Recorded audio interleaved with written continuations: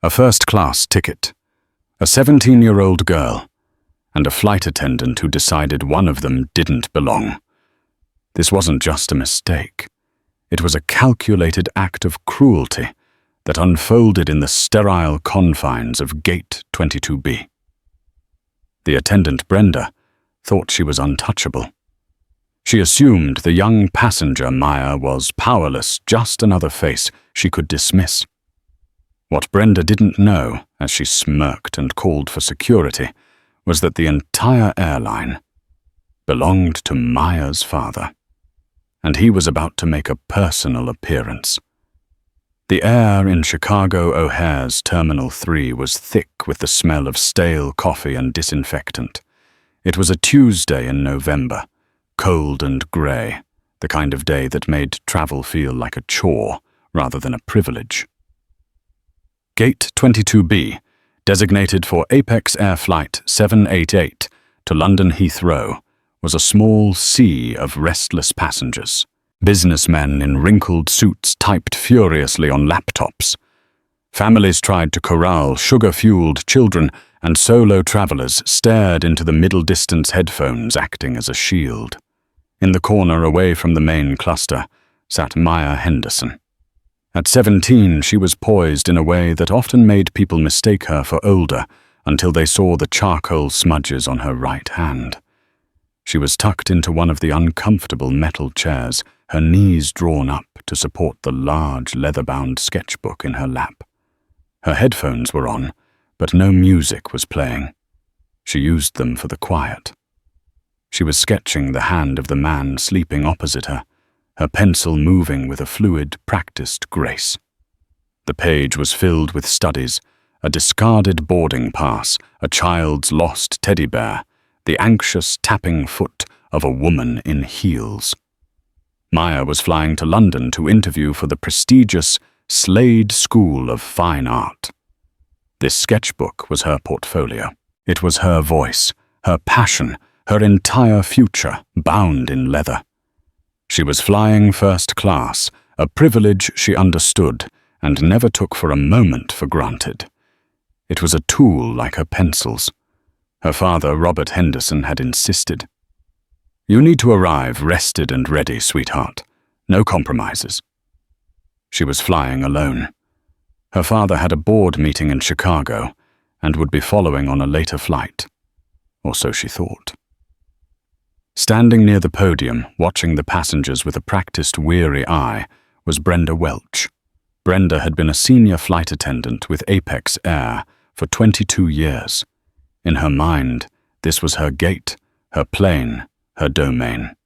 She wore her uniform like armor, her blonde hair pulled into a severe bun that seemed to tighten the skin around her eyes. Brenda was, to put it mildly, having a bad year. She had been passed over for the in-flight services manager position, a job she felt she deserved in favor of a younger man from the corporate office. She was bitter. The bitterness had settled deep in her bones, and it leaked out as a sharp, judgmental disdain for the very passengers who paid her salary. She scanned the first-class waiting area, a small, roped-off section. Her eyes catalogued the occupants, a man in a tailored suit she recognized as a tech CEO, a woman with a face pulled tight from surgery, dripping in quiet gold jewelry, a couple who looked like old money reading the Wall Street Journal. And then her eyes landed on Maya. Brenda's upper lip twitched in a faint sneer. She saw a teenager in a faded hoodie jeans with a small paint stain on the knee and worn-out sneakers. The girl was slouched in the chair, scribbling in a notebook. She was in the first-class section, but she was in Brenda's practiced assessment, an anomaly, an error. Brenda's mind, poisoned by 2 decades of assumptions, instantly wrote a story. The girl was probably flying as an unaccompanied minor in economy and had wandered into the wrong seating area. Or more likely, she was a guest of some frequent flyer, perhaps a girlfriend or a family friend who had no idea how to behave in a premium cabin. Brenda hated that. It diluted the brand. It cheapened the experience for the real first-class passengers. She watched Maya for a solid 10 minutes. Maya, lost in her art, never looked up. She didn't check a gold watch. She didn't sip from a bottle of expensive water. She just drew. To Brenda, this lack of performative wealth was a confirmation. "Tessa," Brenda snapped at a younger flight attendant, sorting paperwork at the podium. Tessa jumped, her eyes wide. "We're going to have a full flight. I want boarding to be sharp. No delays, no nonsense." "Yes, Brenda," Tessa murmured. "And keep an eye on the girl in the grey hoodie," Brenda said, her voice dropping to a conspiratorial whisper. "In the first-class seating. She looks out of place. I'll handle it when she tries to board." Tessa glanced over at Maya. "She looks quiet." "They always do," Brenda said, the words sharp as glass. "Until they're asking for champagne and putting their sneakers on the bulkheads. Not on my flight. Not today." Maya, oblivious, carefully shaded the knuckle on her drawing, capturing the play of the harsh fluorescent light. She was thinking about her interview, running through the questions she might be asked.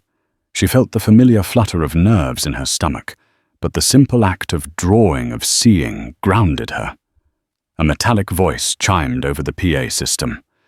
"We are now pleased to announce pre-boarding for Apex Air Flight 788 to London Heathrow, beginning with our first-class passengers." Maya carefully placed a sheet of protective tissue paper over her drawing, closed the sketchbook, and slipped it into her worn leather satchel. She stood up, stretching her legs, and joined the short queue forming at the blue carpet.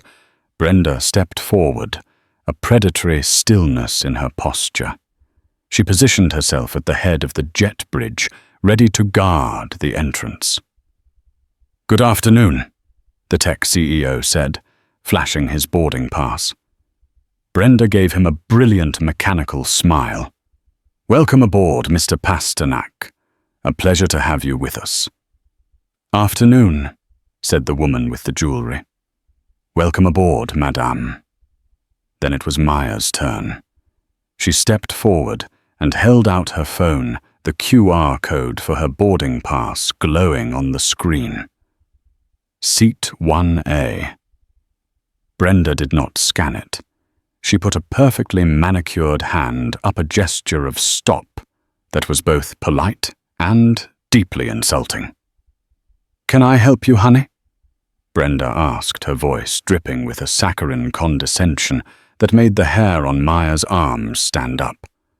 "I'm boarding," Maya said, her voice quiet but clear. "This is the first-class line," Brenda stated, as if speaking to a lost child. "Economy boards after Zone 3. "I know," Maya said, holding her phone steady. "I'm in first class, seat 1A. Brenda let out a small, sharp laugh, a sound like a pebble hitting glass. She glanced back at the gate agent, Greg, who was busy processing upgrades. Then she looked back at Maya. "That's a very funny mistake, but this is a full flight and you're holding up the line. The economy queue will be over there." She pointed vaguely to the other side of the gate.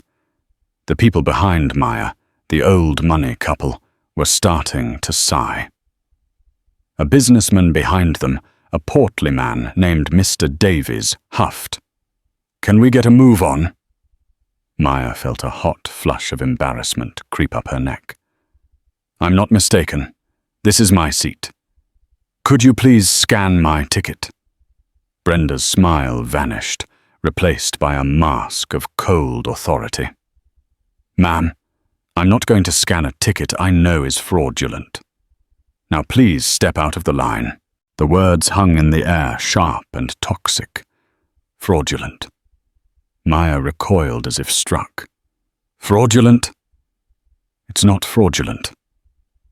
It's my ticket. My father bought it." "Of course he did," Brenda said, her voice now loud enough for the first half of the line to hear. The tech CEO, already partway down the jet bridge, paused and looked back. "Honey, we see this all the time. People screenshot tickets they try to use someone else's pass. This is a secure area. It's a federal offense." "What is going on?" Maya stammered, her voice starting to tremble. This wasn't happening. I'm not doing any of that. This is my flight. My name is Maya Henderson. Please just scan it." Brenda crossed her arms. This was the moment she relished the unmasking, the confirmation of her own superior judgment. "I'll need to see some identification, a driver's license, a passport." "Fine," Maya said. She swung her satchel around and knelt, placing it on the floor to unzip the front pocket. Her hands were shaking now. The line was at a dead stop. Everyone was staring. She could feel the weight of their judgment, their impatience. "She doesn't have it," Mr. Davies muttered from behind her, loud enough to be heard. Unbelievable. What's happened to airline security? "I have it," Maya said, her voice rising in panic. She fumbled with the zipper, her fingers clumsy. "It's in here." She finally pulled out her passport and stood up, thrusting it at Brenda. "Here, Maya Henderson. See?" Brenda took the passport and opened it. She looked at the photo of a smiling, slightly younger Maya. She looked at the name. Then she looked at the boarding pass on the phone. Maya Henderson. A flicker of doubt crossed her face, but it was immediately extinguished by a fresh wave of suspicion. A teenager. A black teenager. In a hoodie, with a first-class ticket to London in her name. The story in Brenda's head simply shifted. The ticket wasn't screenshotted. It was stolen. "This passport confirms your name," Brenda said, her voice hard. "It doesn't confirm this is your ticket. How did you come to be in possession of it?" "My father bought it for me," Maya repeated, her voice cracking with humiliation. "I'm flying to London for a school interview. What more do you need?" "I need you to step aside," Brenda said flatly. She held on to Maya's passport. "You are a potential security risk. I'm going to have the gate agent verify your booking. Greg, the gate agent, a harried-looking man in his late 20s, hurried over. "What's the problem, Brenda?" "This passenger," Brenda said, gesturing to Maya as if she were a piece of luggage, "is attempting to board with a first-class ticket that I believe to be fraudulent or stolen. Her story is inconsistent." "It's not inconsistent," Maya cried out. "I haven't even told you a story. I just want to get on the plane." "Brenda just scanned the pass," Greg said, his eyes darting to the growing, muttering line. "If it beeps green, it's green. I am the senior crew on this flight. Greg and I am responsible for the safety and security of this cabin," Brenda snapped. "That includes verifying passengers who are acting suspiciously." She refused to show ID at first. "I did not. I just had to get it out of my bag." "Please, Mom, just calm down," Greg said, turning to Maya. He was trying to de-escalate, but he was clearly intimidated by Brenda. "Don't tell me to calm down," Maya said, tears of pure frustration and anger welling in her eyes. "She's accusing me of a crime. She took my passport." A woman in the line, a younger lawyer named Ms. Albright, stepped forward. "Excuse me, I'm a passenger, but this is getting out of hand. The young lady has a ticket and a passport that match. By what right are you detaining her?" Brenda turned her icy gaze on Ms. Albright. "This is an active security matter, ma'am. Please return to the line, or you'll be risking your own place on this flight." Ms. Albright recoiled, silenced. Brenda turned back to Greg. "I want you to call up the passenger manifest. I want to see the credit card used to purchase this ticket. I want to see the associated frequent flyer account. If she's someone's guest, it will show." "Brenda, that will take I can't just, Greg stammered. Do it, now, Brenda commanded, or I will call the captain and have him log this as a gate security breach. Greg visibly deflated. Fine, ma'am, he said to Maya, his tone apologetic but firm. Please come with me to the podium. We have to verify your information. Maya felt the floor drop out from under her. She was being marched away from the gate, separated from the other passengers like a criminal. Brenda followed a smug, satisfied look on her face. Tessa, the junior attendant, watched from the jet bridge door, her face pale with discomfort. They reached the podium. Greg typed furiously.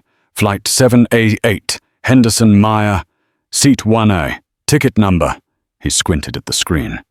Okay, it's a full-fare F-class ticket. It's... Holy... What? Brenda demanded, leaning over the counter. Greg looked up, his face confused. It was purchased on an Apex Air corporate executive card. An owner's reserve account. I've never seen one of these. The account name is Robert Henderson. Her father, she said. Brenda scoffed, recovering quickly. Of course. My father.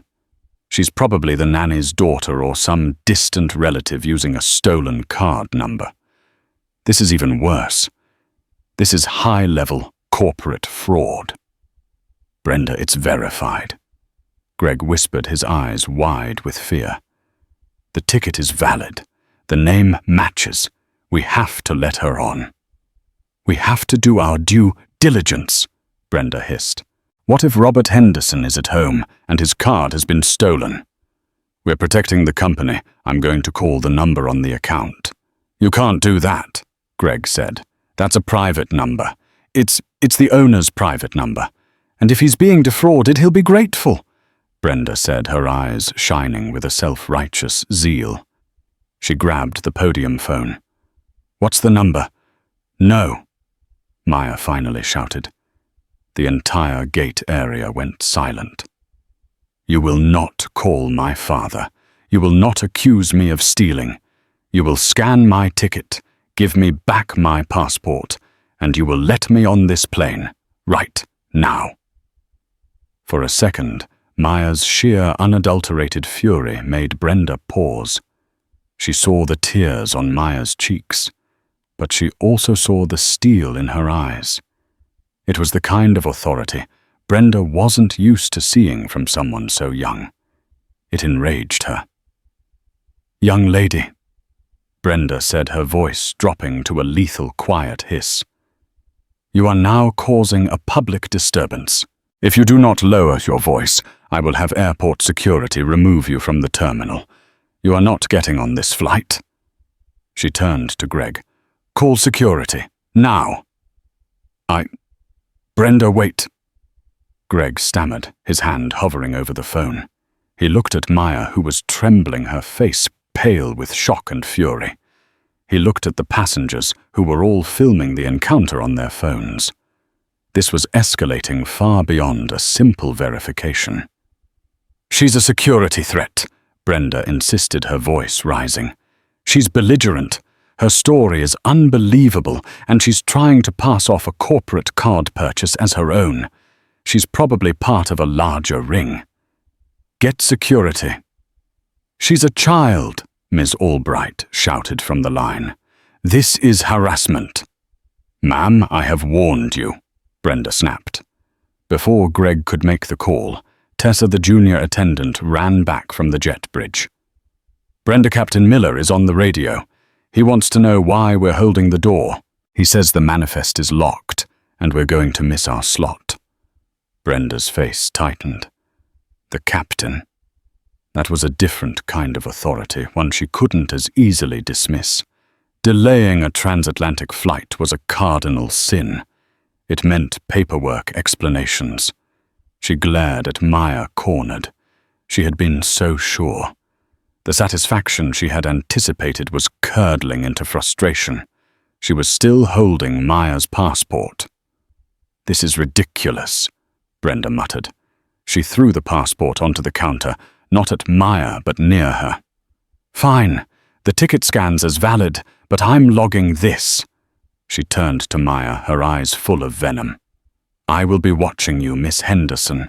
One toe out of line, one complaint from another passenger, and I will have the captain divert this flight and have you arrested. Am I clear, Maya?"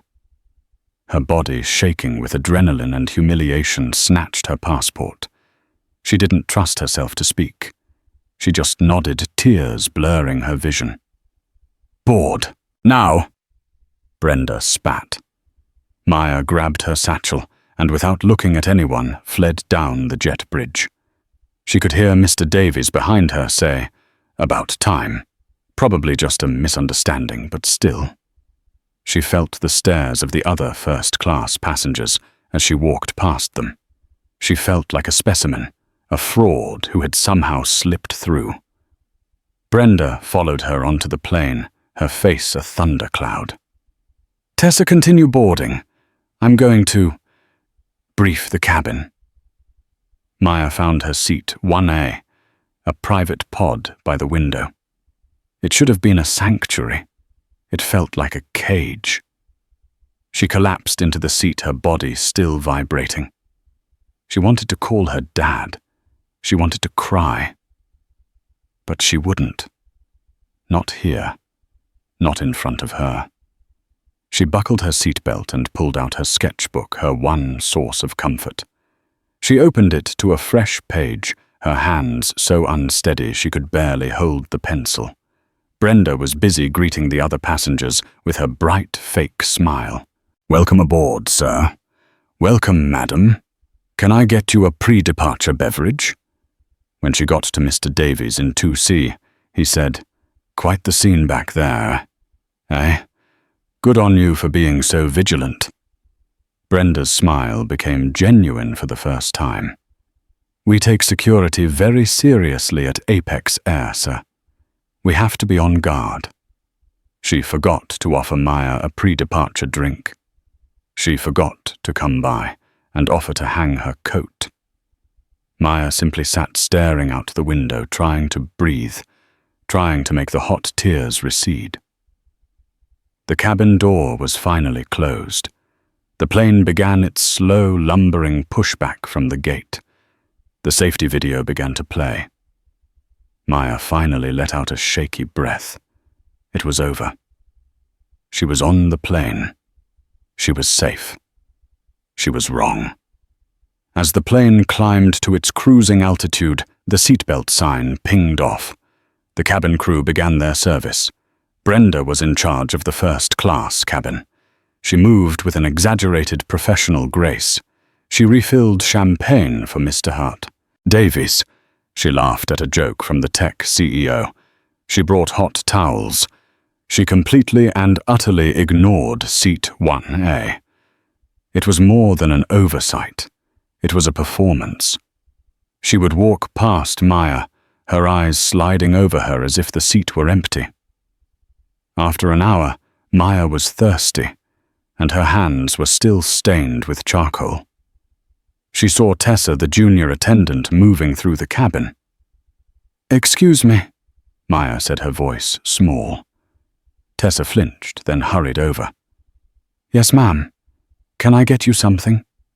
Could I just have a glass of water, please?" "Of course," Tessa said, relief on her face. As she turned to go to the galley, Brenda emerged, blocking her way. "Where are you going, Tessa?" "To get a water for 1A, Brenda." Brenda's eyes flicked to Maya, then back to Tessa. "I will handle my cabin, thank you. Go and prepare the meal trays." "But now, Tessa." Tessa scurried away. Brenda stood there for a long moment, then with a dramatic sigh went to the galley. She returned not with a bottle of the premium spring water given to first class, but with a plastic cup of tap water from the galley sink. She didn't put it on a tray. She held it in her hand and leaned over Maya, invading her space. "Here," she said, her voice low. As Maya reached for it, Brenda's hand jerked. The icy water went everywhere. All over Maya's lap, her seat, and worst of all over the open sketchbook on her lap. Maya screamed, not from the cold, but from the devastation. She grabbed the book, her hands frantically trying to wipe away the water. But the pages were soaked. The charcoal and pencil lines were blurring, the delicate paper wrinkling and tearing. Her portfolio, her future. It was melting in her hands. "Oh my," Brenda said, her voice utterly flat. "How clumsy of you. You should have been paying attention." You did that?" Maya choked out a sob tearing from her throat. "You did that on purpose." "Ma'am," Brenda said, her voice suddenly loud and sharp, drawing the attention of the cabin again. "I will not be accused of assault. It was an accident. You grabbed for the cup. Now, if you're going to continue to be hysterical, I will inform the captain that you are an unstable passenger." Tears were streaming down Maya's face now. She looked at the ruined drawings, the product of months of work.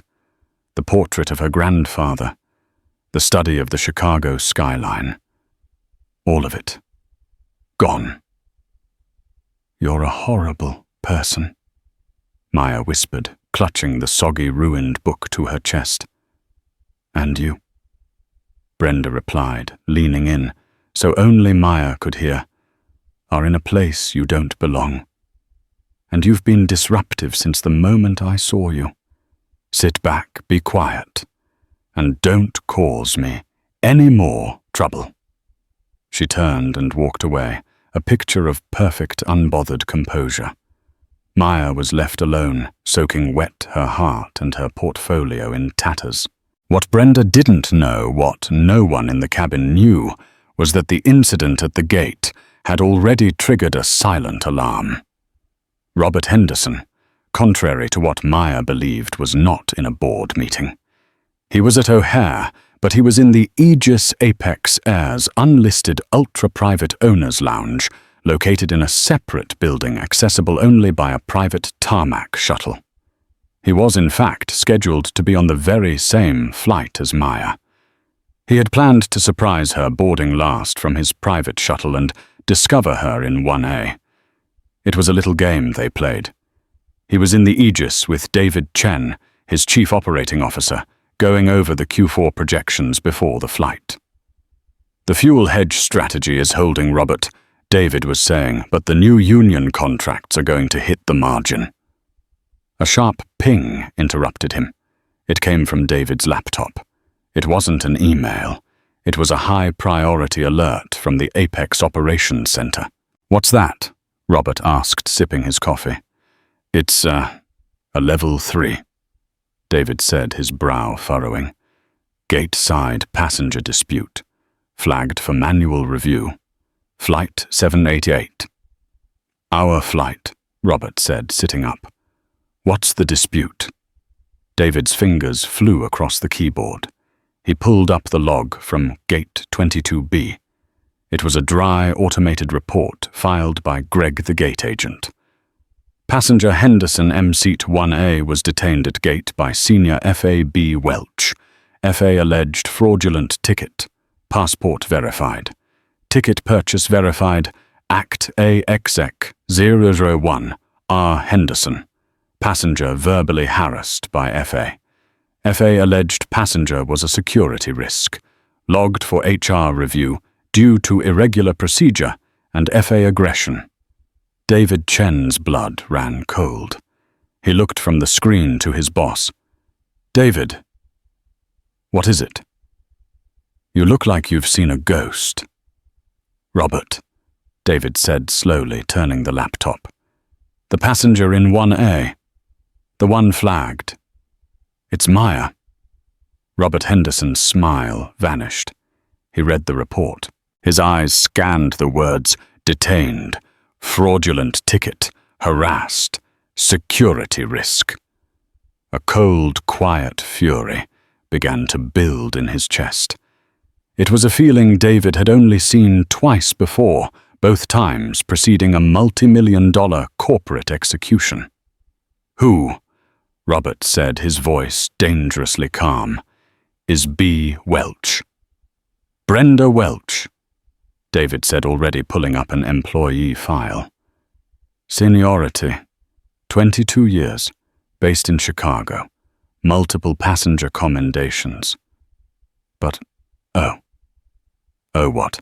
3 formal complaints in the last 2 years, from other crew, alleging bullying, hostile work environment, and 1 passenger complaint from 6 months ago, aggressive and discriminatory behavior. It was settled with a voucher. She accused my daughter of fraud." Robert said the words like chips of ice. "She harassed her, in public." He stood up. "Get me Captain Miller on the phone, now."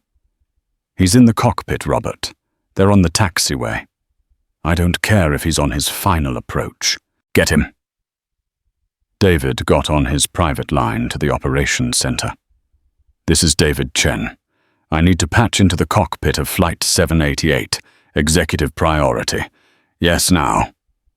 A moment later, a click and the slightly tinny voice of the captain. "This is Captain Miller." "Captain, this is Robert Henderson. How's my aircraft?" The captain was audibly startled. "Mr. Henderson, sir." "A pleasure. She's flying beautifully. We're just clearing 10,000 feet. Should be a smooth ride to London." "Good. Captain, I have a personal matter. My daughter is on your flight, Maya Henderson. She's in 1A. "Oh yes, I saw her name on the manifest. A pleasure to have her, sir." "Is she all right?" There was a pause. "All right, sir, I assume so. The cabin is secure. Is there a problem?" Robert looked at the log. There was an incident at the gate, with a flight attendant named Brenda Welch. My daughter was detained. Another pause, longer this time. "Mr. Henderson, this is the first I'm hearing of this. As far as I know, boarding was normal." "It was not normal," Robert said. "I need you to do something for me. I need you to discreetly check on her.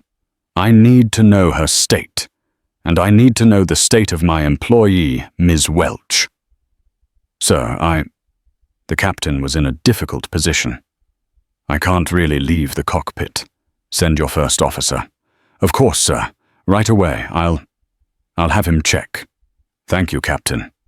Robert hung up. He paced the lounge. "A voucher. We settled a discrimination complaint with a voucher." "It was a he said, she said situation," David said weakly. The passenger was right," Robert said. "And now this is happening to my daughter. At 30,000 feet, where she can't leave.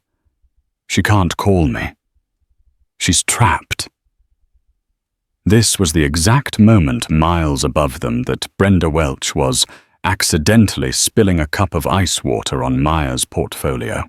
In the cockpit of Flight 788, Captain Miller turned to his first officer, Paul. "Paul, I have a strange request. From the owner. His daughter is in 1A.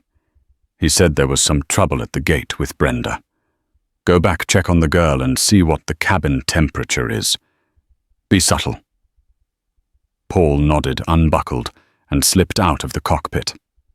He walked into the first-class galley. Brenda and Tessa were there. Brenda was smiling, humming, as she stocked wine bottles. Tessa was nervously wiping down a counter, her eyes red. "Everything all right back here?" Paul asked. "Perfect, First Officer." Brenda beamed. "Just preparing for the meal service." Good. Paul walked into the cabin. He saw Mr. Davies laughing at a movie. He saw Ms. Albright reading a legal brief. And he saw a young girl in 1A, her head bowed, her shoulders shaking. The seat around her was wet. She was clutching a large, dripping wet book to her chest, trying to shield it. Paul's stomach clenched. This was not normal. He knelt by her seat. "Miss, are you all right?" Maya looked up, her face streaked with tears. What happened?" Paul asked, his voice gentle. The flight attendant. She threw water on me. On my book. My portfolio." Paul's eyes widened. He looked at the ruined book. "She threw it. She said it was an accident, but Maya's voice broke. "She did it on purpose. She hates me. She tried to have me arrested at the gate." Paul stood up. His face was grim. He looked at Brenda, who was watching them from the galley, her smile frozen. He knew Brenda. He'd flown with her for years. He knew her reputation. He went back to the cockpit. "Captain," he said, closing and locking the door. "We have a level 5, on board." Captain Miller's head snapped around. "What? The girl in 1A, Henderson's daughter. She's soaked. Brenda doused her. On purpose from the looks of it. The girl is hysterical. Says her sketchbook, her portfolio is destroyed. She also said Brenda tried to have her arrested at the gate." Captain Miller swore a sharp, violent word. He grabbed his comms. "Get me ops! Get me David Chen, now!" The call patched through to the Aegis lounge. Robert Henderson snatched the phone. "Captain! Mr. Henderson!" Captain Miller's voice was rigid. "My first officer just confirmed. The situation is unacceptable. Your daughter has been doused with water by Senior F.A. Welch. Her personal property is destroyed. The passenger is distressed." The blood drained from Robert's face.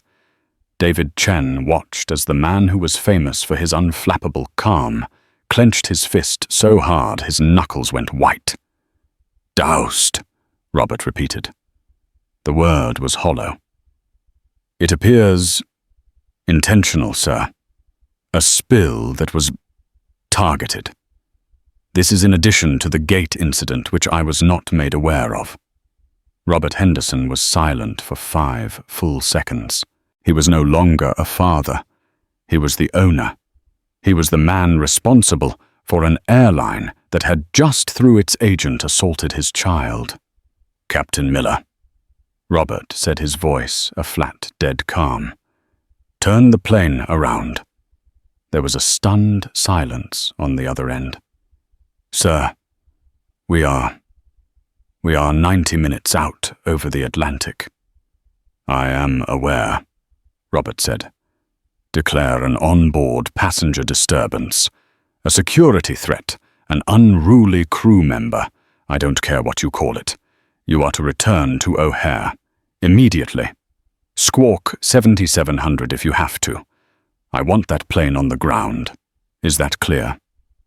"Robert, the cost," David Chen started.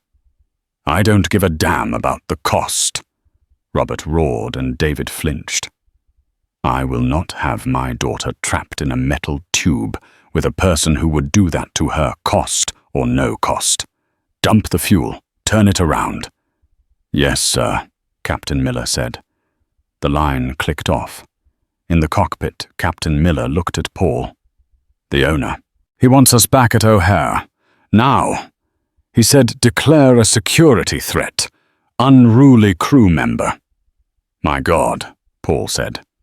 "He's going to dump. We're talking 100,000 pounds of fuel.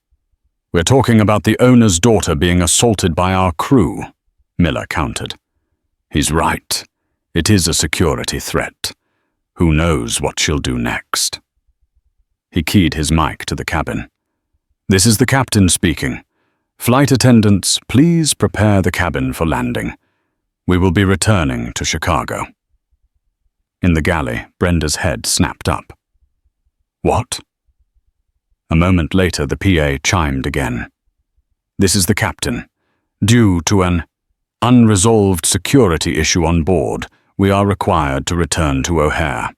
We will be landing in approximately 2 hours. We apologize for the inconvenience. Cabin crew, please be seated for landing." The cabin erupted in groans. "Return. What's going on?" Mr. Davies flagged Brenda down. "What is this a security issue? What security issue is it? Is it her?" He nodded toward Maya.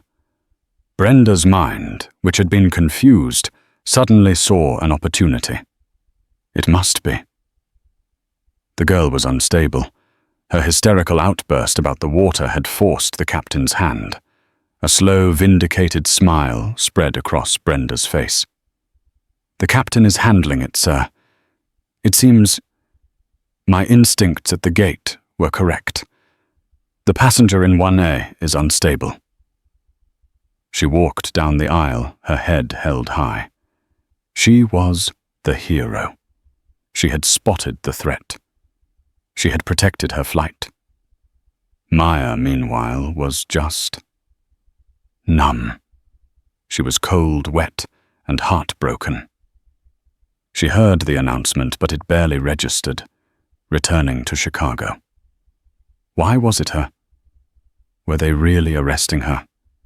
She curled into a small ball, her wet satchel on her lap, and just cried silently. For 2 hours the plane flew back. The first-class cabin was thick with tension. Mr. Davies and a few other passengers glared at Maya, who kept her face hidden. Albright looked worried, shooting glances at Maya, and then at Brenda, who was sitting in her jump seat, looking utterly smug. The plane began its final descent, dumping thousands of gallons of fuel over Lake Michigan to get to a safe landing weight. The cost was astronomical. Robert Henderson didn't care. He was waiting. When the plane touched down at O'Hare, with a heavy thud, it didn't taxi to the terminal. It was directed to a remote hard stand far from the other gates. As it rolled to a stop, a set of mobile stairs began to drive toward it.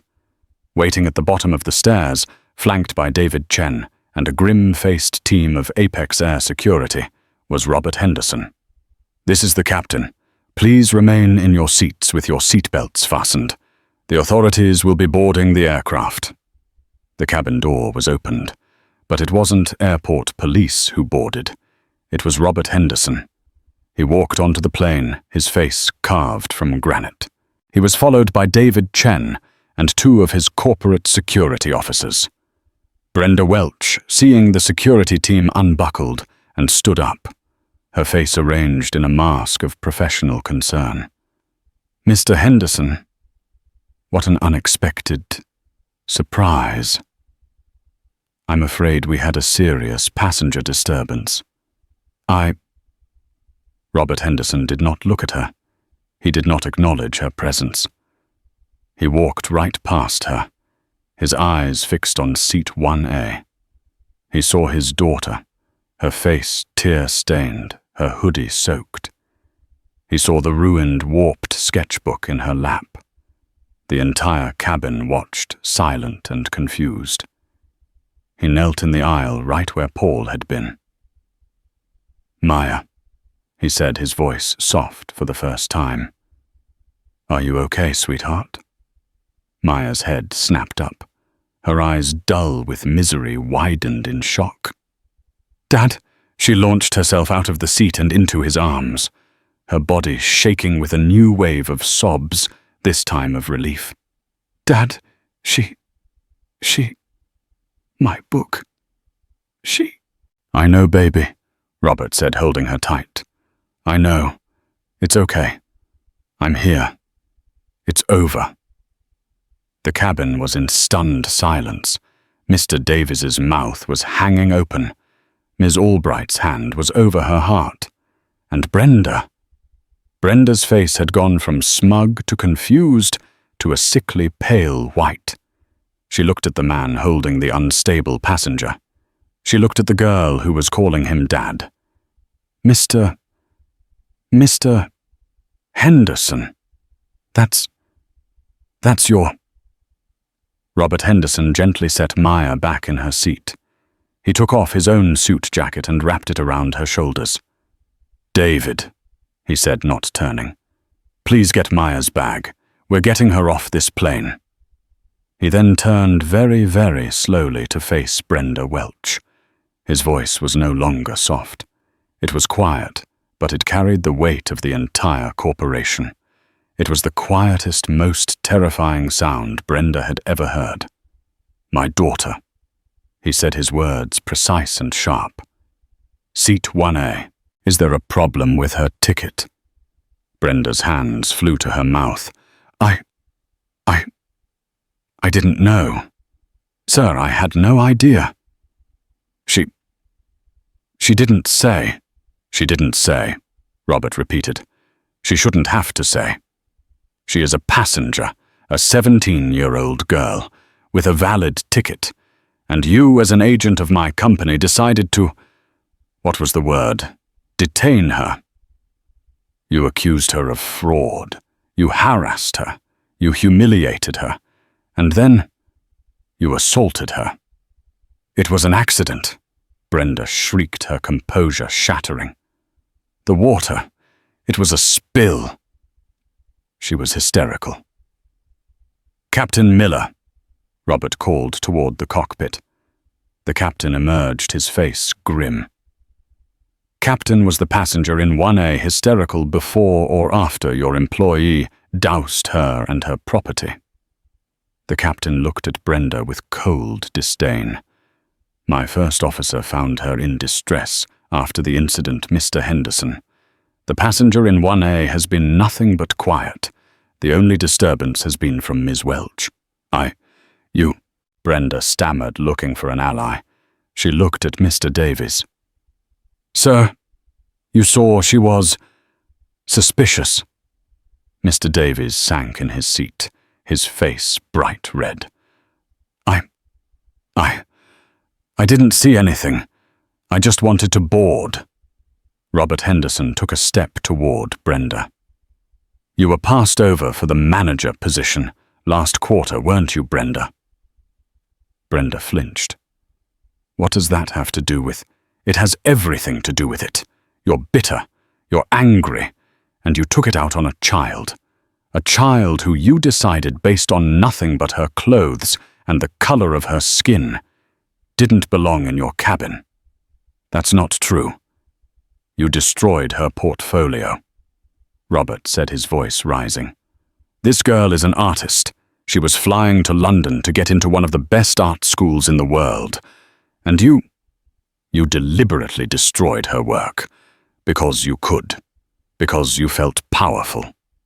He turned to his security team. "Miss Welch is a clear and present threat to the safety of my passengers and my crew. Her employment with Apex Air is terminated effective right now. I want her escorted off this aircraft, off this tarmac, and out of this airport. Her credentials are to be revoked before she reaches the terminal. Am I clear?" "Yes, sir," the head of security said. He stepped toward Brenda. "No," Brenda screamed. "You can't do this. I have 22 years. I have rights. I have a union." "And you'll hear from our lawyers," Robert said coldly. "You have the right to remain silent as you are escorted from my property. Take her." The security guards grabbed Brenda by the arms. She began to fight, to sob, to plead. I'm sorry, Mr. Henderson. Please, I didn't know. That," Robert Henderson said as he guided his daughter into the aisle, "is the entire problem." The karma for Brenda Welch was not a single swift event. It was a cascade. She was physically marched down the mobile stairs, her protests echoing across the empty tarmac. She was stripped of her ID badge at the bottom, placed in a security vehicle, and driven to a landside exit. She wasn't even allowed back into the terminal. She was, in effect, banished. But the real karma had just begun. Robert Henderson, standing at the top of the stairs, turned back to the stunned, silent first-class cabin. Captain Miller stood beside him. "Ladies and gentlemen," Robert said, his voice projecting through the cabin. "My name is Robert Henderson. I am the founder and owner of Apex Air. I want to personally and humbly apologize for what you have just witnessed and for the gross inconvenience of this return." He paused, and his eyes found Mr. Davies. What happened on this flight was not a security issue. It was a failure of our company. An employee who had been entrusted with your care chose to abuse her power. She targeted a passenger. She profiled her. She harassed her. And she assaulted her. That passenger, his voice cracked for just a second, happens to be my daughter. But it should not matter who she is. He looked at all of them. It could have been your daughter, your son, your wife, your father, and it is, I promise you, my single greatest failure as an owner that it happened at all. Ms. Albright, the lawyer, spoke up, her voice clear. What happens now, Mr. Henderson?" "Now," Robert said, "those of you who wish to continue to London will be taken to our lounge. A fresh aircraft and a new crew are being prepped as we speak. You will be on your way within 90 minutes. Your entire ticket cost will be refunded, and you will each receive 100,000 frequent flyer miles for your trouble. Those who wish to deplane here will be provided with ground transport and a full refund. David." He looked at his COO. "Take care of our passengers." He then turned to Captain Miller. "Captain, thank you for your decisive action. You and your first officer saved this from being an even greater tragedy." "Just doing our job, sir," Captain Miller said, shaking his hand. Robert nodded. He put his arm around Maya and guided her down the stairs, his jacket still wrapped around her. As they walked across the tarmac to his private car, Maya looked up at him. "The interview. I can't. My portfolio." "Shh," Robert said, opening the car door for her. "We'll call the school. We'll explain. We'll get you a new book. We'll fly out tomorrow. You'll draw new pictures. They'll be even better. The last thing you need to worry about is this." But the story wasn't over. As they drove away, David Chen was already on the phone with legal. The other passengers were being debriefed, and the multiple videos from the gate, from the passengers on the plane, were already finding their way to the internet. By the time Brenda Welch got home, she was the lead story on the local news. By morning, she was trending nationally. Apex Air Assault, @ Flight Attendant Brenda, @ Brenda Welch. The union, upon seeing the crystal-clear video of the accidental water spill, quietly informed her they would not be representing her in her wrongful termination suit. She was, in a word, finished. The hard karma wasn't just the firing. It was the public, undeniable and permanent stain on her reputation. She had built her identity on being superior, on being in charge. Now she was a pariah. She lost her job, her travel privileges, her pension, and her anonymity, all in the span of 3 hours. All because she couldn't stand to see a 17-year-old girl in a hoodie sitting in first class. The fallout for Apex Air was immediate and intense. The stock dipped it in pre-market trading. Robert Henderson didn't go to London with Maya the next day. He went to his boardroom. He held an all-hands press conference. He didn't make excuses. He didn't hide behind corporate speak. He stood in front of a bank of cameras and laid it bare. "Yesterday my company failed," he said. "We failed one of our passengers. We failed our values. And I failed. The actions of one employee do not, as some like to say, reflect on the entire company. Rather, that employees' actions reveal a sickness in our company that I allowed to grow. He announced a top-to-bottom independent audit of all HR policies.